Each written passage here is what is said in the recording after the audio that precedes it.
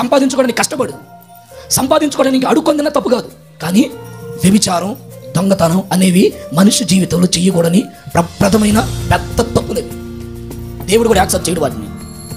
ఏమండి, కష్టపడు, ఒక ఇంట్లోకి పోయి ఏమైనా పని చేయి, దానికైనా మేలు కలుగుతుంది. కానీ అబద్ధాలు, వ్యభిచారాలతో సంపాదించే సంపాదన నిలబడదు, నీ కుటుంబం భ్రష్టత్వంలోకి వెళ్తుంది. జాగ్రత్త. ఆకాను గురించి బైబిల్ చెప్తుంది, అబద్ధాలాడి సంపాదించాడట. ఇప్పుడు ఆయన చివరికి ఆయన చరిత్ర ఏమైంది?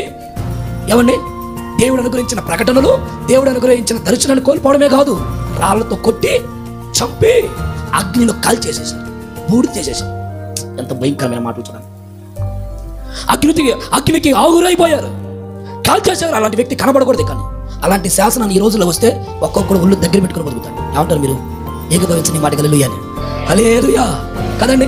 ఇలాంటి శాసనాలు వస్తే తప్పు చేస్తుంది, తప్పు చేసాడని తెలిసిన వెంటనే తీసుకుని వచ్చి చేసేయాలి అమ్మాయి. అప్పుడు రెండో వాడి ఇంట్లో తోరకుండా ఉంటాడు. పలానా కుటుంబాలన్నా కొన్ని బాగుపడతాయి, కొన్ని కట్టబడతాయి. అలాంటి శాసనాలు రాకపోవడం వల్లే ఇలాంటి సమస్యలు. ఆ రోజుల్లో ఎక్కడ అబద్ధం ఆడినందుకే, చిన్న అబద్ధానికే కాల్చి బూడిద చేసేసాడు. ఇక మనం ఎన్ని తప్పులు చేస్తున్నాం, ఎన్ని కాపురాలు కొడతా ఉంటారు.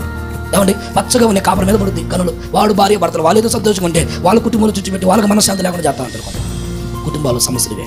అందుకని బైబిల్ ఉంటుంది, మనం ఏర్పరచబడిన గుంపులకు వచ్చుదుము కాక.